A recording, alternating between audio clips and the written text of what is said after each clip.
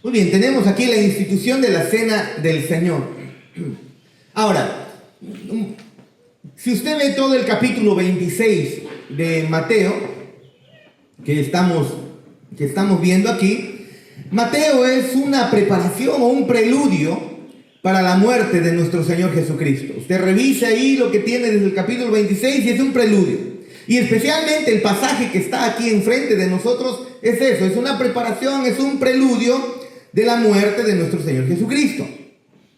Y especialmente este pasaje, la cena del Señor, la institución de la cena del Señor, que Él hace esta institución, Jesús le está diciendo a sus discípulos algo muy importante acerca del significado de su muerte. Su muerte, hermanos, no es cualquiera, tiene significado, y la cena del Señor que Él instituye, Él está instituyendo esto para enseñarle muchas cosas importantes que tú y yo necesitamos recordar en esta mañana. Porque si no entendemos lo que Cristo está haciendo en la cruz, nosotros no vamos a poder apreciar justamente esa cruz. Si no lo entendemos, si no meditamos, si no se nos es enseñado, si nuestra mente no se abre a las preciosas verdades de lo que Cristo está haciendo ahí, no vamos a apreciar esa cruz. Por lo tanto, la vida, hermanos, tu vida cristiana va a ser simplemente una vida de buscar religión. Acercarse a Dios a través de religión. O tener a Jesucristo, tener a Dios como un accesorio más para tu vida. En época de Navidad, muchos niños todavía creen que Papá Noel es el que trae regalos y esperan a fin de año pues que Papá Noel les traiga regalos. Y algunos creyentes ven a Dios así como un Papá Noel, que si se portan bonito les va a ir todo bien, que si ya comienzan a asistir a la iglesia, que si ya comienzan a darle sus habilidades, sus dones, sus talentos en la iglesia, entonces el Señor arriba está viendo, mira, está comprometido y ahora sí, ahora sí hay que bendecirlo, ¿no? Y no es así. Necesitamos ver qué es lo que Dios, qué es lo que Cristo está haciendo ahí en la cruz. Necesitamos apreciar eso que está ocurriendo, porque si no sabemos para qué es la cruz y qué es lo que significa para nuestras vidas, ¿cómo podemos crecer en fe? Nuestros pecados rápidamente debilitan nuestra fe. Así que leamos juntos, por favor, Mateo 26 en adelante, dice lo siguiente. Y mientras comían, hablando Jesús con sus discípulos, tomó Jesús el pan y bendijo, y lo partió y dio a sus discípulos, y dijo: tomad, comed, esto es mi cuerpo. Y tomando la copa, y habiendo dado gracias, les dio diciendo: bebed de ella todos, porque esto es mi sangre del nuevo pacto, que por muchos es derramada para remisión de los pecados. Y os digo que desde ahora no beberé más de este fruto de la vid hasta aquel día en que lo beba nuevo con vosotros en el reino de mi Padre. Esa es la palabra de nuestro Dios. Y queremos recordar, deseo yo que recordemos algunas cosas importantes mientras vemos este pasaje. Pero antes de nada, recordemos dónde es que Jesús está instituyendo la cena del Señor. Un poquito de contexto. ¿Dónde es? Porque recuerden, esto es la institución de la cena del Señor. Jesús está con sus discípulos y les está diciendo, les está instituyendo esta santa cena, lo que conocemos como la Santa Comunión, la Eucaristía, lo conocen muchos, pero esta institución de la cena del Señor, del compartir el pan, del compartir el vino, Él lo está haciendo aquí, pero lo está instituyendo con todos sus discípulos. Él está próximo a morir, pero el lugar donde Él está instituyendo esto por primera vez, de una manera completamente diferente, es significativo. ¿Dónde lo está haciendo? Es importante. ¿Dónde lo está haciendo? Es fundamental. Bueno, pues en algún lugar cerca del monte del templo, ahí está nuestro Señor Jesús. La iglesia primitiva tenía por tradición, la iglesia pasó de tradición en tradición, fueron enseñados de que el lugar donde se instituyó esta Santa Cena es la casa del padre del evangelista Juan Marcos, el que escribe el Evangelio de Marcos. Se piensa que fue en la casa de Juan Marcos que se instituye la Santa Cena. Tal vez Él los recibió a los discípulos para que, ¿se acuerdan ustedes? Jesús manda a que preparen el lugar para que celebren la Pascua, ¿no? Más temprano, en la mañana, creo, había ordenado nuestro Señor Jesús, y aparentemente creemos, la tradición dice eso. Pudiera ser que no sea así, pero la tradición nos lleva a pensar que era la casa de Juan Marcos. No se sabe exactamente, como les digo, a ciencia cierta. Alguien no vaya a decir, pastor, no puedes decir eso porque no estás completamente seguro. Por eso les digo, es parte de la tradición pensar que así fue, y fue pasado en la historia de la iglesia al inicio, en la iglesia primitiva. Esa es la información que tenían, y nosotros creemos que esa información no creo que haya sido equivocada si la pasaron de generación en generación.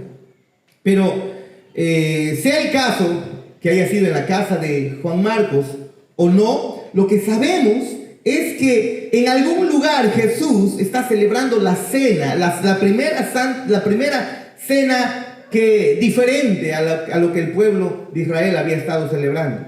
¿Y dónde? Pues está, con toda seguridad, está dentro de los muros de Jerusalén. Y eso es importante, muy importante. La casa del papá de Juan Marcos estaba justamente dentro ahí de Jerusalén, dentro de las murallas de Jerusalén, es decir, en Jerusalén. Y saben, esto era requerido por ley, hermano. Que así haya ocurrido era requerido por ley.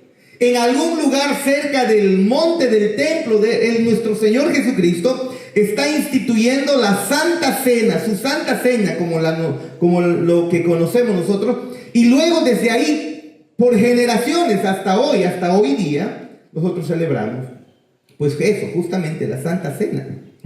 Y esto, que sea en Jerusalén, en el monte del templo de Jerusalén, es muy significativo, porque ese lugar, el monte del templo, amados hermanos, tiene varios eventos significativos dentro de la historia redentora de nuestro Señor Jesucristo para con nosotros.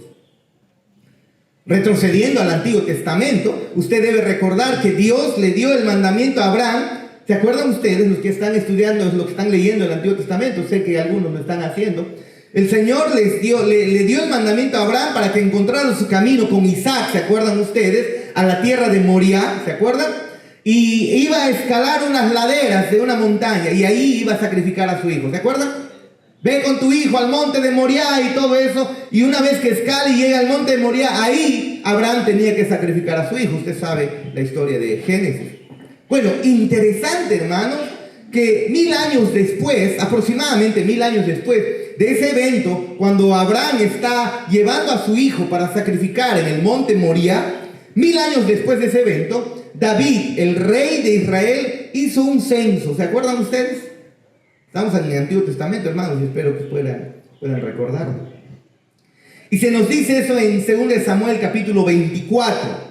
¿Qué hace David? Hizo un censo para determinar el número de hombres que tenía, para determinar su poderío militar, la cantidad de personas que podrían ir a la guerra, ¿no? Cuántos caballos tenían, cuántos carros tenían, cuántos soldados tenían. Y David hace un censo para determinar eso. Y Dios castiga a David, ¿por qué? Por no confiar en Dios, y más bien, ¿podré enfrentar a los enemigos? Estoy preocupado, así que, contaré si lo puedo hacer. Ese fue el problema de David. ¿Se acuerdan ustedes? Y Dios castigó, pues, a David por confiar en sus hombres de guerra, por confiar en sus carros, por confiar en sus caballos de guerra. Y tal como Moisés lo había predicho que el rey de Israel haría, en Deuteronomio hizo eso. Moisés, ¿se acuerdan? David comete ese pecado, comete ese error, y entonces censa al pueblo desconfiando de la fuerza de nuestro Dios, del poder de nuestro Dios, de ser Dios quien pelearía por su pueblo. Así que Dios, para castigar a David por confiar en sus carros, en sus caballos, en sus hombres, en lugar de confiar en el Señor, recuerden ustedes, Dios lo que hizo fue enviar un ángel destructor, una plaga sobre Israel. ¿Se acuerdan, no? Estoy recordando lo del mormón. ¿Qué Biblia están leyendo, hermanos? Cuidado. Y en 2 Samuel capítulo 24 se nos dice que aproximadamente 70,000 personas habían muerto. Muchas personas habían muerto debido a que el Señor envió una plaga sobre Israel. Como parte de David estaba pensando, a ver, ¿cuántos hombres tengo para ir a la guerra? Y Dios entonces castiga y mata casi 70,000 personas. Y David estaba completamente desconsolado porque, hermanos, 70,000 personas es un número. Creo que para cuando me fui a Tingo María, el 2001, 2002, creo, Tingo María tenía casi 70,000 habitantes. Ahora debe haber más de 100,000 debe haber. ¿No? ¿Saben cuánto hay en Tingo María? Con Paulo de José y Eliana aumentó uno más, hermano. Pero 70,000 personas es un número grandísimo de personas que murieron, varones. David, ¿qué ocurrió con David? Completamente desconsolado. Pero ¿cuál era la plaga destructora? Vino el ángel hacia Israel y se nos dice que Dios ordenó que el ángel de la muerte pues mate a estos hombres. Pero al final Dios ordenó que se detenga esta muerte. ¿Se acuerdan, no? Y cuando se detiene esta muerte, cuando se detiene el juicio de Dios sobre Israel, sobre David, que era el rey, cuando se detiene la muerte, porque estaban muriendo ahí, cayendo en muerte, hombres de guerra, cuando se detiene la muerte, en ese mismo lugar donde se detiene la muerte, David levanta un altar y agradece a Dios por salvar a Jerusalén. Ahí hace un altar, agradece a Dios por salvar a Israel a causa de su pecado. Vean ustedes, Monte Moriah, aproximadamente 1000 años antes, Abraham lleva a su hijo para sacrificarlo. ¿Se acuerdan ustedes? 1000 años después aproximadamente viene David, y debido al pecado del pueblo estaban muriendo muchísimos. Debido al pecado de Israel, en realidad, del rey, en realidad. Pero bueno, todo el pueblo estaba caminando mal. Y estaban muriendo mucha gente. Y cuando cesa la muerte, en ese mismo monte, David construye un altar y agradece al Señor por haberlo salvado de la inminente muerte. Todos iban a morir. ¿Cuántos miles y miles más hubieran muerto si Dios no hubiera hecho algo? Muchísimo. Es Dios quien detuvo la muerte. Y se nos dice incluso en el libro de Crónicas, según de Crónicas, capítulo 3, el versículo 1 o 2, se nos dice que ese lugar donde David había erigido el altar, que en realidad fue comprado a un jebuseo llamado Omán. ¿Se acuerdan ustedes? Omán, algo así. ¿Se acuerdan ustedes? Y ese lugar donde se hizo un altar, ese lugar más adelante fue comprado para agradecer ahí al Señor por lo que Dios había perdonado a Israel. Y en ese mismo lugar se compró ese terreno y se construyó el templo de Salomón. Salomón compró ese terreno y construye ahí el templo, que es el cambio al tabernáculo. Vean ustedes, yo sé que ustedes, los que han llevado Antiguo Testamento, aunque me parece que tengo que volver a leer el Antiguo Testamento, les veo con cara un poquito medio. Cuidado con estar leyendo la Biblia del Mormón, hermano. Ahí no hay nada interesante. Pero miren, interesante, vean la conexión. Abraham con su hijo en el monte Moriah, 1000 años después, ahí levanta un altar. David, en agradecimiento porque el Señor salva a su pueblo de la muerte. Y unos pocos años después, Salomón compra ese terreno y ahí se usa para la construcción del templo. Y en ese sitio, hermanos, en ese sitio, en el templo, recuerden ustedes, porque era en el templo donde se ofrecían constantemente los sacrificios a Dios. Se traía animales, becerros, corderos, ¿no? Palomas, chivos. Se traía animales para el sacrificio. Imagínate ustedes, estamos aproximadamente 1000 años antes del nacimiento de Cristo. 900 ya con Salomón. Pero ponle entre 1000 a 900 años. Durante todo ese tiempo, los sacrificios que se hizo en el templo, constantemente se habían ofrecido miles y miles de sacrificios de expiación por el pueblo año tras año, año tras año. Ahora, los sacrificios no eran anuales, los sacrificios eran diarios. Y en día de reposo, los sábados, era doble incluso, ¿se acuerdan ustedes? Adicional a los otros sacrificios que había. Cantidad de muerte en el templo, cantidad de muerte, cantidad de animales muertos. Increíble. Ahora pensemos en esto, hermanos. En algún lugar, en la noche de su traición de nuestro Señor Jesucristo, a unos pocos metros de ese lugar donde se había levantado el templo de Salomón, a unos pocos metros del lugar donde David había levantado un altar de acción de gracias a Dios por salvar al pueblo, a unos pocos metros del lugar donde Abraham había llevado a entregar a su hijo Isaac, y luego encontró un sustituto, ¿se acuerdan ustedes? El Señor Jesucristo ahí está instituyendo la cena del Señor. Eso es completamente significativo, porque una vez más nos lleva a ver que la Biblia no se trata ni de ti, ni de mí, ni de nuestros sueños. Desde Génesis se está apuntando al sacrificio de Cristo. ¿Te das cuenta? Desde Génesis se está apuntando a este evento significativo. Ese es el motor de nuestras vidas, hermanos. Si no lo comprendemos, si no centramos nuestras vidas en esa realidad, la vida es un desastre. Como les dije, tus pecados y mis pecados van a hacer que nuestra fe se debilite. Y al hacerlo vamos a cambiar el cristianismo verdadero por un seguir nuestros sueños, nuestros anhelos y la inseguridad en tu corazón, que ahora se tiene. Si no tienes realmente muy bien el Evangelio en tu corazón, esa inseguridad será una inseguridad eterna. Si en estos momentos tu corazón es un infierno, imagínate lo que ocurrirá por toda la eternidad.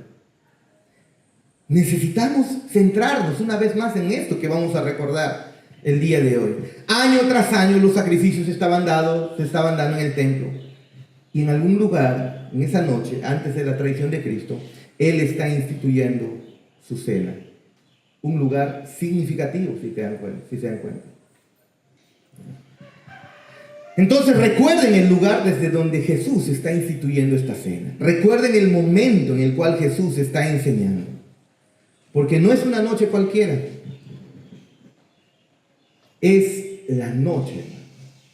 Es la noche por excelencia. Y los discípulos que son judíos están entendiendo todo lo que está ocurriendo. O al menos ya están, sus mentes se están abriendo, sus corazones se están abriendo. Están haciendo las relaciones del Antiguo Testamento. Están relacionando todo lo que está ocurriendo ahí. Ese día era el día 14 de Nisan. Ustedes saben que el primer mes del año para los israelitas no es enero. Desde el pasado se había instituido en Éxodo, desde el Éxodo 20, Éxodo 12, si mal no recuerdo, que el primer mes del año sería Nisan, que aproximadamente es entre marzo y abril para nosotros. Por ahí. Por eso es que nosotros tenemos la Semana Santa, ¿no es? A la fin de ¿no? Fines de Semana Santa. ¿No es así? Entre marzo. Ahí. ¿Por qué? Porque ahí el mes de Nisan para ellos pues comienza en esas épocas. Y en el 14 día del mes de Nisan se celebraba la Pascua. Y ese día están aquí, en la noche. Durante 1400 años desde que se instituyó con Moisés, el pueblo de Dios se había reunido para celebrar la liberación que había ocurrido de Egipto. Después que ellos son liberados de la esclavitud de Egipto, ustedes saben toda la historia de la Pascua en Éxodo 12, desde ahí el Señor instituye con Moisés: celebren recuerden constantemente a través de una cena pascual, así se llamaba, a través de esta cena pascual, recuerden ustedes lo que yo he hecho por ustedes. Los salvé de la esclavitud de Egipto, los salvé de Faraón. Hay mucha representación ahí. Entonces, 1400 años, el pueblo se había reunido a celebrar esto, año tras año, año tras año, año tras año.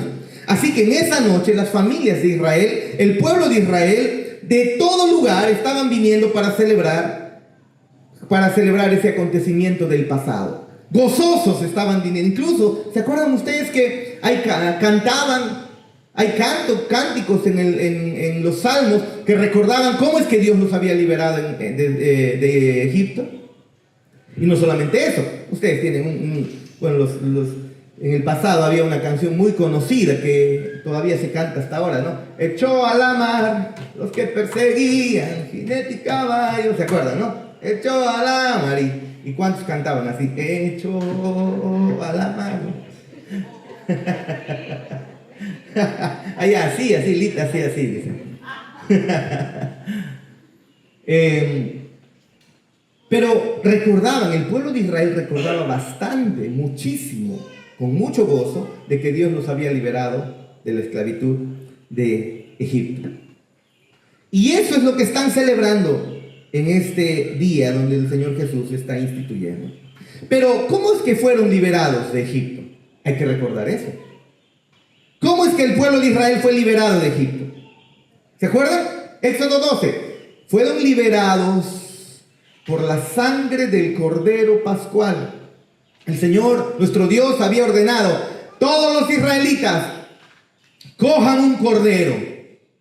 A este cordero lo van a matar y su sangre lo van a rociar sobre los postes de su casa, en las puertas y en los postes de su casa. Y en la noche vendría el ángel de la muerte. Y si el ángel de la muerte pasaba por una casa y no encontraba la sangre rociada en sus puertas, moría un primogénito. Moría el primogénito. ¿Se acuerdan? Los israelitas lo hicieron así. Algunos creyendo mucho, otros creyendo con todo el corazón, otros solo tal vez hasta cumpliendo, pero lo hicieron. Y todos aquellos que cumplieron fueron salvos. En su casa no llegó la desgracia, no llegó la muerte. De los egipcios, en toda casa de los egipcios, que había primogénito, y siempre hay primogénito, siempre hay un primer hijo, morían. Morían los primogénitos. Así es que ellos fueron liberados, ¿se acuerdan ustedes? Y en esa noche, y en esa celebración de la Pascua, que nuestro Señor Jesús está con sus discípulos, Él elige instituir la cena del Señor, con lo que conocemos como la cena del Señor, de tal manera que lo está vinculando de una manera estrecha, lo más estrecho, una vinculación lo más estrechamente posible con la Pascua del Éxodo 20 y que fue celebrado por 1400 años. Lo está vinculando de tal manera que usted, al conocer el trasfondo de la Pascua, al conocer el trasfondo teológico, usted y yo podamos reconocer que la cena del Señor, en la cena del Señor, se estaba cumpliendo todo lo que había sido establecido en la Pascua. Hermanos, eso es rico teológicamente, eso es maravilloso. Y recordemos que nuestro Señor Jesús instituyó la cena del Señor. Cuando lo instituyó, los discípulos todavía tenían en su boca el sabor de la cena, de la cena pascual, del Cordero Pascual. El sabor, la carne del Cordero Pascual todavía estaba en la boca de ellos, porque eso es lo que estaban comiendo. Mientras ellos estaban masticando, estaban comiendo la cena, la fiesta de la Pascua, Jesús les dice en ese momento: tomen, esto es mi cuerpo. Y eso, imaginen, hermanos, explotó en la mente de los discípulos. Claro que explotó. Observen las primeras palabras de Mateo 26, que mientras comían dijo: tomen, coman, esto es mi cuerpo. Recuerden eso, hermanos, como un antecedente. Tomen, esto es mi cuerpo. Y luego en este versículo 26 vemos que Jesús instituye el pan y su explicación de lo que eso significa. En los versículos 27 al 28 vemos que él instituye la copa de la cena del Señor y hace su explicación. ¿Qué significa la copa del Señor y su contenido? El pan, ¿qué significa? La copa y el vino, ¿qué significa? Y en el versículo 29 Jesús hace una promesa maravillosa, una promesa gloriosa. Y es una promesa que tú y yo debemos tomar completamente en serio. Y nosotros debemos deleitarnos en eso. Recuerden el cántico: el fin último del hombre es el deleite de su gloria. En la cruz, la gloria de nuestro Señor Jesucristo, la gloria de nuestro Dios se vio en todo su esplendor. Y en esta promesa de Cristo que hace al final, debe haber un deleite que nos lleve a movernos constantemente. Bueno, veamos en primer lugar el establecimiento entonces de la cena del Señor y lo que significa el pan. Versículo 26, por favor. Vaya conmigo al versículo 26. Tomad, comed, esto es mi cuerpo, ¿no? Dice. Así que estas palabras enfatizan lo que Jesús va a hacer esa mañana, al día siguiente. ¿Recuerdan que están en la noche? Y horas después Él va a ser entregado. Y horas después, como a las 3 de la tarde, Él va a ser muerto. Así que estas palabras explican, también preexplican lo que Jesús va a hacer en la cruz. Y Jesús está haciendo varias cosas simultáneamente aquí al instituir esta cena del Señor. Está vinculando la cena del Señor con la celebración de la Pascua. Creo que eso ya quedó claro hace unos momentos. Para que nosotros podamos entender que Él está llevando a cabo un éxodo mayor al éxodo liderado por Moisés. Vean ustedes, hermanos. Esto es mi cuerpo, esta es mi sangre. Lo está haciendo ahí, está tomando como referencia o lo está instituyendo cuando están celebrando la cena pascual.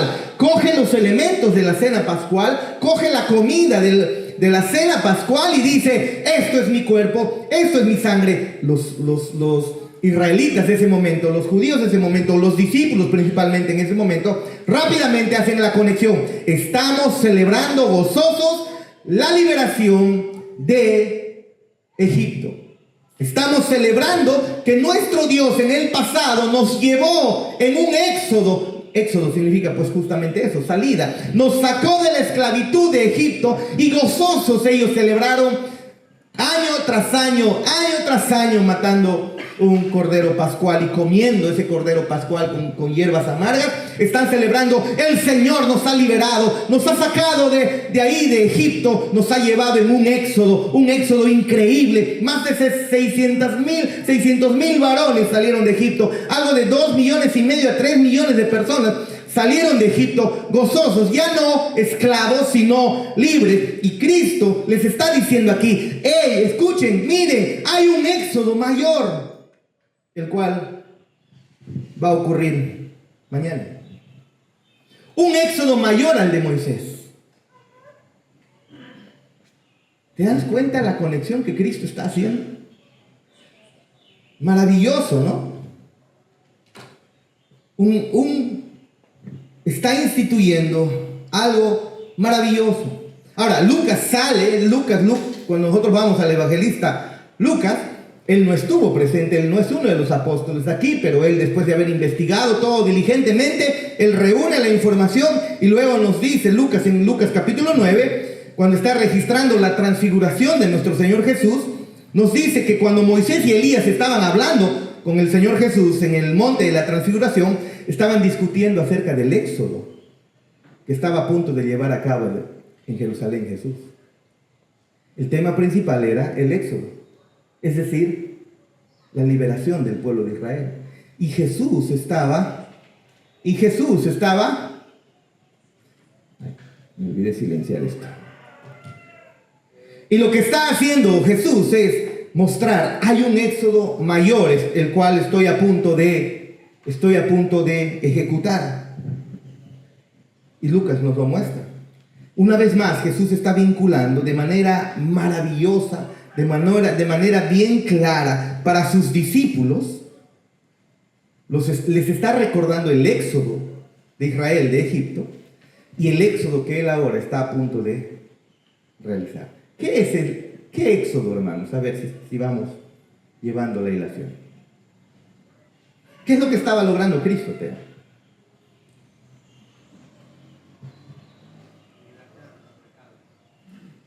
Así como Israel fue liberado de la esclavitud del faraón de Egipto, nuestro Señor Jesús nos liberaría completamente de Satanás y del pecado.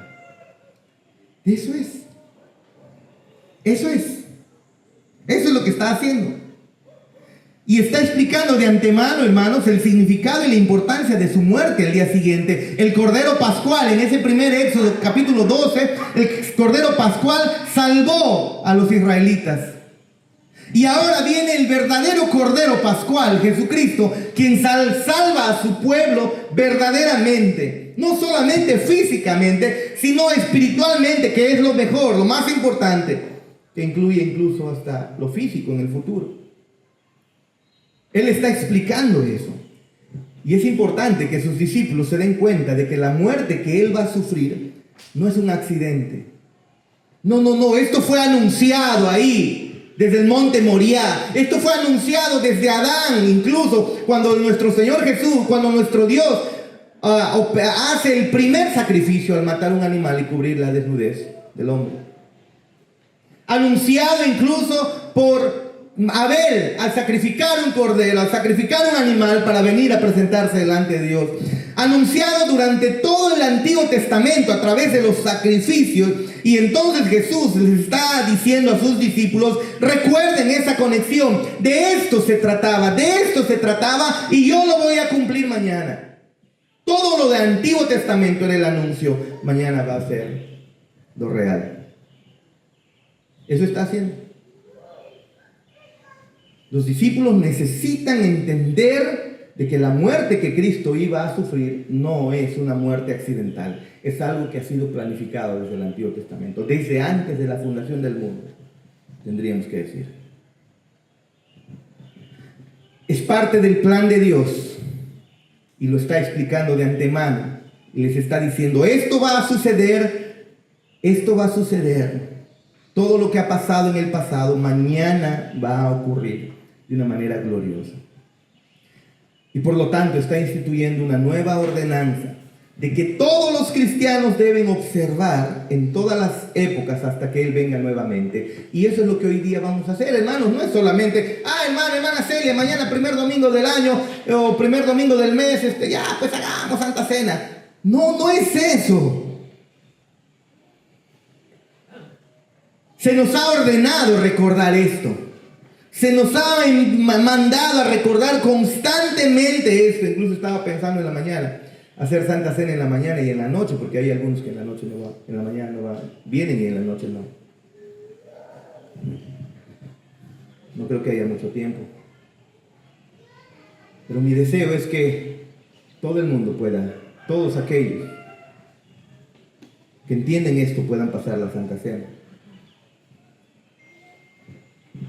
Así que esta ordenanza de nuestro Señor Jesús en sí misma está orientada, está preparada, está diseñada para poder fortalecer la fe de ellos y la fe nuestra, y darnos seguridad de su amor y la certeza de sus beneficios, hermanos. Él está celebrando aquí la Pascua con sus discípulos. Él está teniendo ahí enfrente los elementos de la Pascua. Los discípulos están observando esos elementos en esa noche. Ellos habían estado observando eso durante miles de años. Cada niño conocía muy bien esta celebración. En la sierra hay una celebración de, creo que el marcaje de las ovejas que se da en febrero. Y me acuerdo que mi familia, pues, desde los niñitos sabían qué cosas vienen. Y no solamente eso, sino que ahora en el 31 de diciembre comienza una fiesta, la fiesta del Niño Jesús en Dico. Y cuando llegué por primera vez el 91 a vivir un año, me acuerdo que llego y ellos estaban hablando: 31, tal día comienza tal cosa. el día 1 hay tal cosa, el día 2 a tal hora es el día central, en la mañana, a las 10 de la mañana va a haber esto, a las 2 va a haber esto, a las 4 va a haber esto, a las 5. Los niños, mis hermanitos pequeños, más pequeños que yo tenía 11 años y uno de ellos tenía, la menor tenía 5, el otro tenía 6 años y después venían 8 de 8 y otro de 9. Ellos se lo sabían muy bien qué es lo que ocurría en esas celebraciones anuales. El día central, 2 de enero. Ellos se lo sabían muy bien. Si llegabas después del 2 de enero, te perdías muchas cosas. Los judíos habían pasado esta celebración durante años y los hijos se lo sabían muy bien qué es lo que venía. Cómo se celebraba, las especies que se usaban, el animal que se usaba, cómo se mataba el animal, cómo se comía el animal, cuántas copas se bebía de vino. Todo estaba ahí en la mesa y tenían ellos la representación exacta año tras año. Era un ritual que año tras año, todos los años lo celebraban. Todos los años. Los elementos están ahí, los discípulos están viendo, ellos están observando eso, están recordando lo que ha ocurrido siglos atrás. Lo están viendo. Y entonces ellos tendrían 4 copas en la cena pascual. Recordemos, anteriormente ya lo dije. En medio de esa celebración había 4 copas. 4 copas de vino. ¿Sí? Y posiblemente lo más seguro, lo que se entiende y lo que se conoce, es que la copa que nuestro Señor Jesús está levantando en este momento aquí, es la tercera copa. Ya habían bebido 2 copas. Y esta es la tercera copa que está levantando. Recuerden, son 4. Ya bebieron 2. Están en la celebración y en la tercera copa Él levanta. La tercera, recuerden. Y el pan que Él levanta en realidad es un pan tomado ahí del pan sin levadura que ellos preparaban, pues, que era parte de la celebración, que se había usado en el proceso de la cena de la Pascua. Ya estaban comiendo, ya estaban degustando, ya tenían la carne en su boca, la carne amarga del cordero. Así que cogen en esa celebración, en esa secuencia de eventos, del ritual de la celebración, de las copas y todo ello, en la tercera copa Él se levanta y coge la copa, y esa es la copa que Él dice: toman y beban, esto es mi sangre. Y agarra el pan que estaba siendo usado y lo parte y dice: esto es mi cuerpo. Esto es mi cuerpo. Pero hermanos, esto es significativo porque los judíos ahí, o los discípulos ahí, están viendo esto y lo conocen clarito. Saben lo que está ocurriendo. Así, pero Jesús hace algo completamente diferente. Llega a la parte del pan, al momento del partir el pan, y en lugar de decir las palabras que normalmente decían los judíos durante toda la historia, llega el momento del pan, y en el momento del pan los judíos durante toda la historia decían algo como esto: este es el pan de la aflicción. Levantaban el pan: este es el pan de la aflicción que comieron nuestros padres en el pasado cuando salieron de Egipto. Eso decían. Era un pan sin levadura, recuerden. Era un pan diferente, era un pan sin sabor. Entonces levantaban ese pan y decían: este es el pan y lo comemos, recordando que nuestros padres en el pasado vivieron en aflicción. Es el pan de la aflicción. Pero Jesús hace algo completamente diferente. Levanta el pan y dice: esto es mi cuerpo. ¡Wow! ¡Qué emocionante! Increíble. Y los discípulos están ahí observando, están viendo. ¿Te imaginas el impacto en ellos? Ahora, nosotros con toda la revelación que ya tenemos, estamos de este lado, ya la palabra de Dios ya terminó, ya fue escrita, ya está cerrado el canon, ya tenemos más información. Por siglos se ha estudiado esto, ya tenemos toda la información. ¿Acaso no nos emociona el hecho de que Cristo haya dicho: no, ya no es el pan de la aflicción, esto es mi cuerpo, el pan es mi cuerpo? Los discípulos quedaron atónitos. Seguramente se sorprendieron por el cambio que nuestro Señor Jesús está haciendo, un cambio completamente dramático a esa celebración de la Pascua que era rigurosa en su celebración.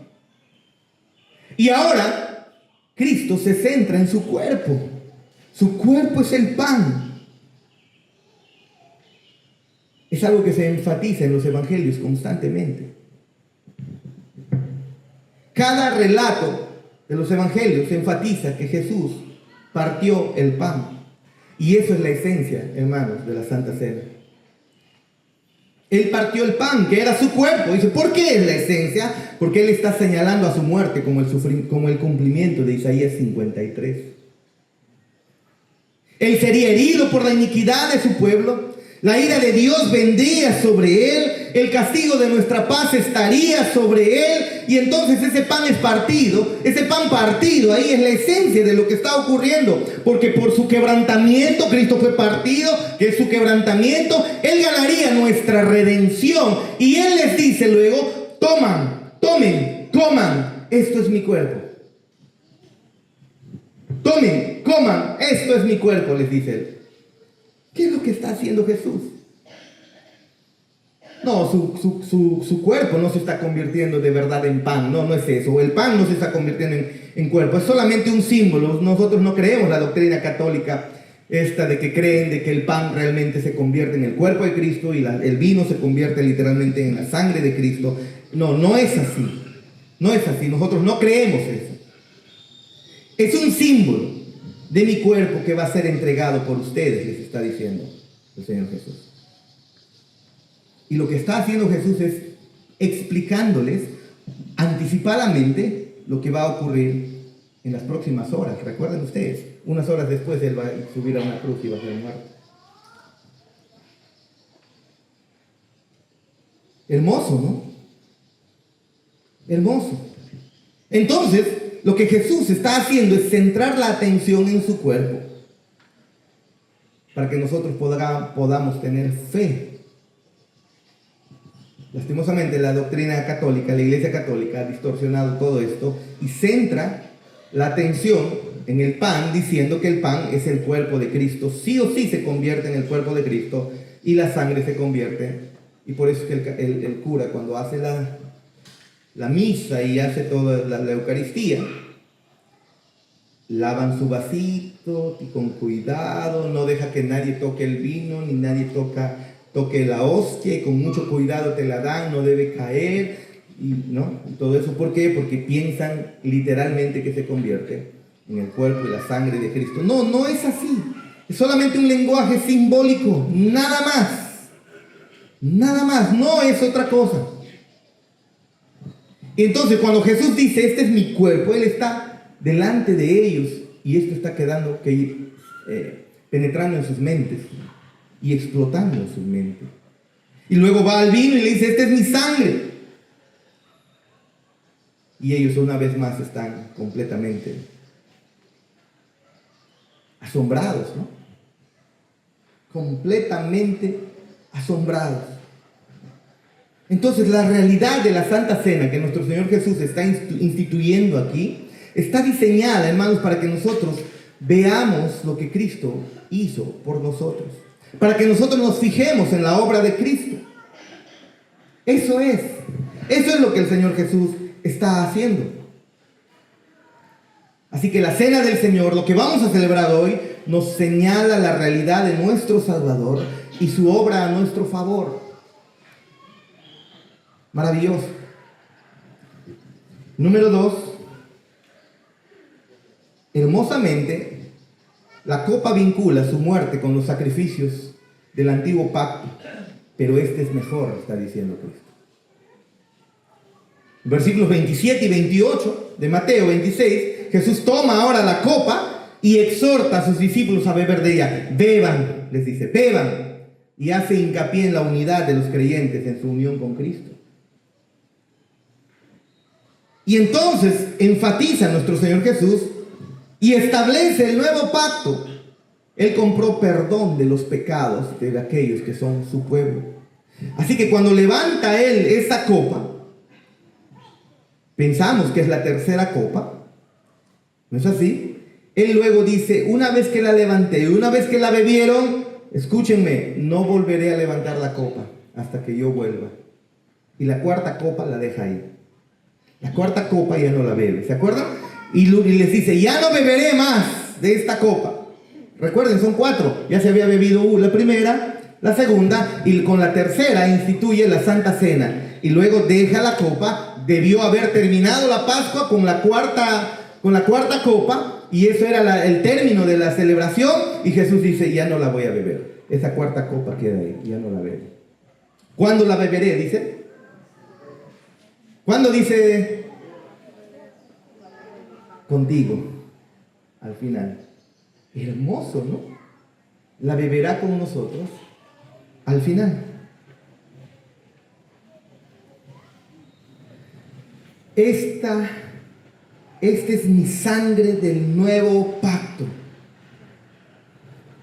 Jesús está vinculando eso con Éxodo 24:8, donde en ese pasaje, hermanos, Moisés establece un pacto entre Dios y su pueblo en los días después del Éxodo.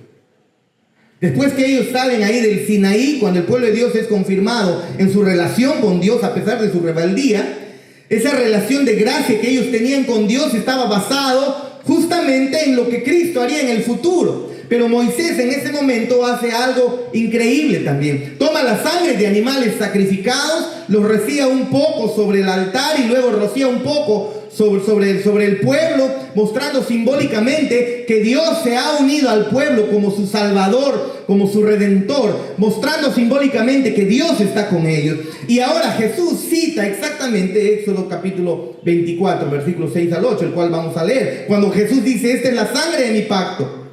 Versículo 6 de Éxodo dice, y Moisés tomó la mitad de la sangre y la puso en tazones y esparció la otra mitad de la sangre sobre el altar.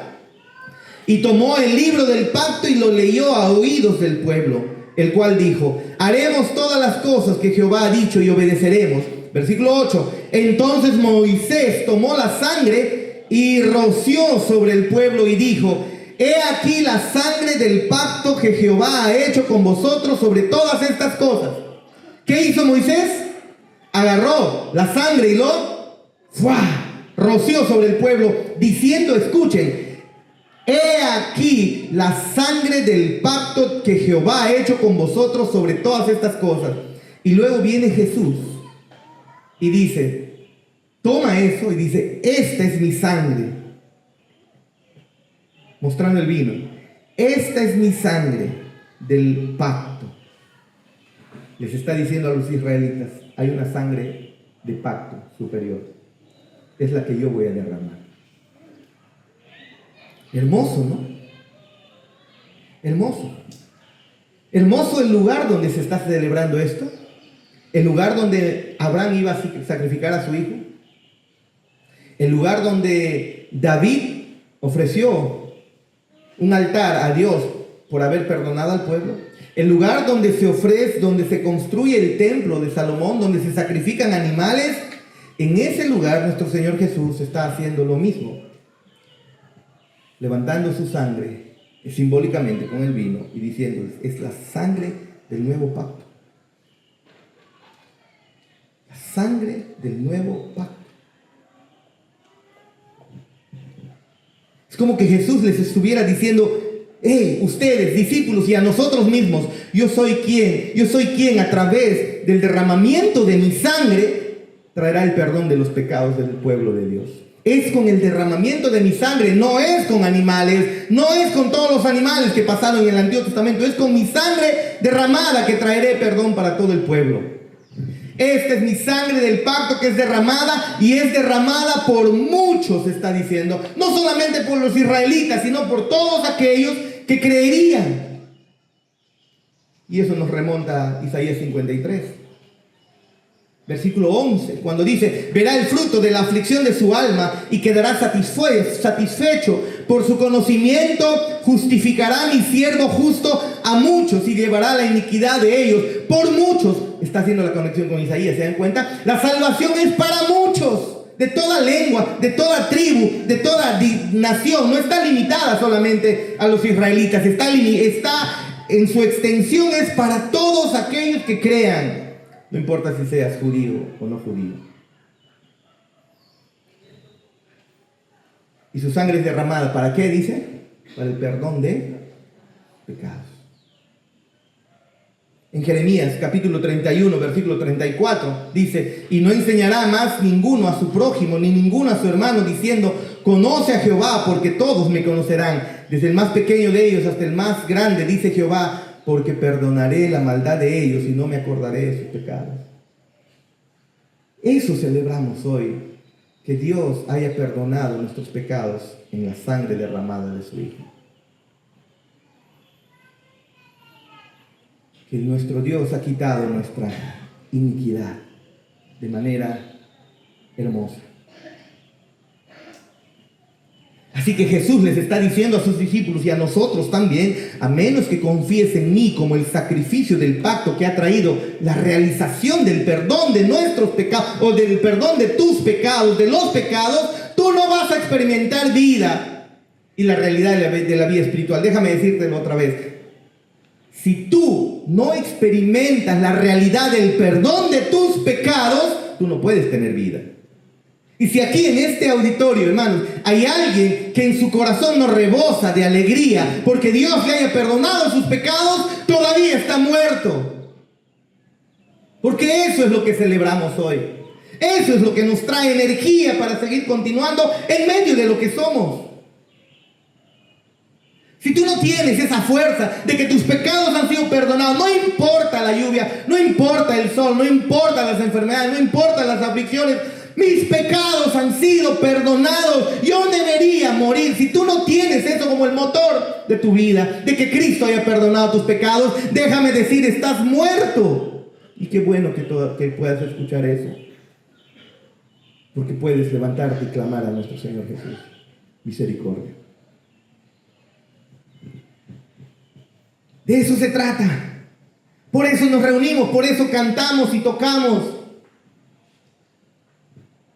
Por eso nos reunimos en la iglesia. Por eso es que el primer día del año hemos querido celebrarlo acá, terminar el año acá y recibirlo acá, porque estamos gozosos de que Él nos haya perdonado nuestros pecados. Le hemos querido dar los primeros segundos del año a nuestro Dios aquí en su casa.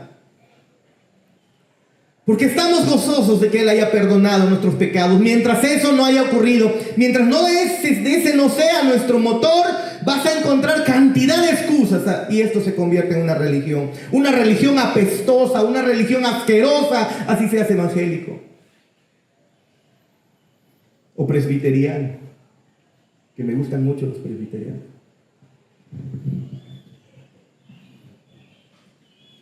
Se hace sucio, asqueroso. Se trata de esto, del perdón de tus pecados. Eso nos goza. El hermano Sausol está delicado de salud. Su salud está delicada. Pero si él cree en esto, aunque su cuerpo se esté desgastando, el interior comienza a ser cada vez más gozoso. Mientras nos acercamos al Señor, a su presencia: ha perdonado mis pecados. Todo, absolutamente todo está bien. Todo está bien. Y finalmente nuestro Señor Jesús hace una promesa asombrosa. Versículo 29, mira. Versículo 29, Mateo 26, 29. ¿Qué dice? No beberé más del fruto de la vid hasta el día en que lo beba nuevo con vosotros en el reino de mi Padre. Recuerden, son 4 copas. Toma la tercera, las reparte, la beben y dice: no voy a volver a beber el vino. ¿Hasta cuándo? Hasta que lo beba nuevo con vosotros en el reino de mi Padre. La consumación total. Te pregunto, ¿esperas eso? ¿O esperas con más ansias esperas un ascenso en tu trabajo? ¿O con más ansias esperas que te dupliquen el sueldo? ¿O con más ansias esperas el nacimiento de un hijo? ¿O la realización de un matrimonio? ¿O la realización de tu vida? ¿O de tu carrera? ¿Qué es lo que esperas con más ansias, hermanos? Porque si tú tienes todas esas esperanzas como tus mayores esperanzas, vas a sufrir. Nuestro Dios es especialista en estrellarnos contra esos sueños, hermano. Pero si nuestra esperanza es volver a beber con Él la última copa que en realidad significa la consumación total, las promesas realizadas visiblemente, físicamente, con Él y para siempre, en el reino de su Padre.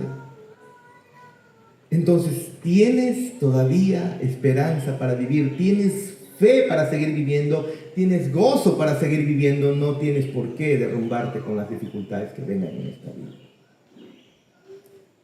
Estas palabras son una promesa del Señor Jesús. Sirven para fortalecer tu esperanza, sirven para fortalecer tu fe, de que en el futuro nos reuniremos con Él.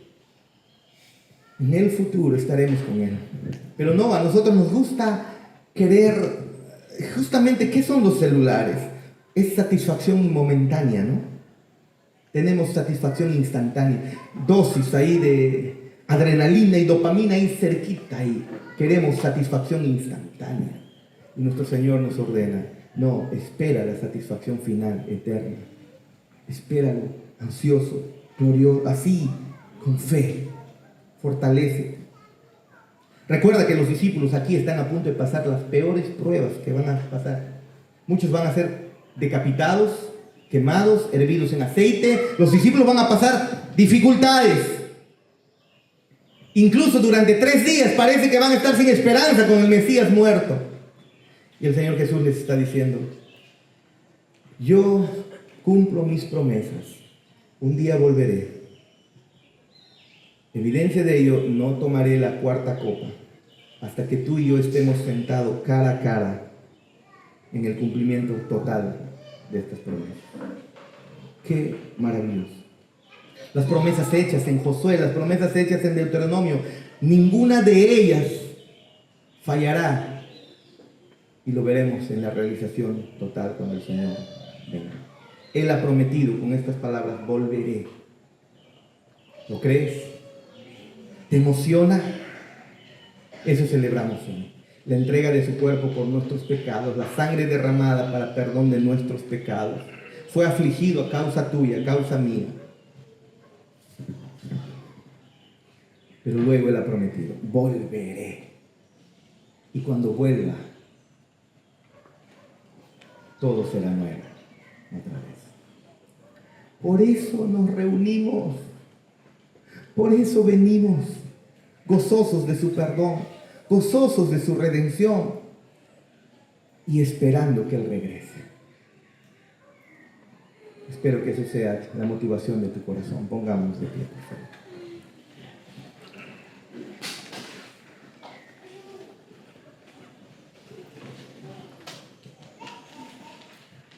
Si tú tienes otros sueños, otras expectativas en la vida, adolescente, joven, adulto, viejo, vas a sufrir. Que tu gozo está en que Él ya ha perdonado tus pecados. Y sobre eso el Señor obrará en tu corazón para llevarte a vivir una vida abundante. Cuando tenía 14 años, creo que los pastores que ese tiempo estaban pastoreando, nos trajeron un manual llamado Vida Abundante, escrito por Humberto Lai. No sé si lo habrán escuchado o leído por ahí. Vida Abundante. Decían, este libro nos habla de la vida abundante. Yo me acuerdo que desarrollamos todo el material y la verdad yo estaba completamente perdido. Nunca encontré vida abundante. Es que en realidad se trata vida abundante a través de entender que Él ha perdonado tus pecados. Gozoso de que lo haya hecho. Y esperando de que Él regrese. Todo se acabará ese día. Si tú no esperas eso, clama al Señor, que te abra los ojos y lo puedes ver.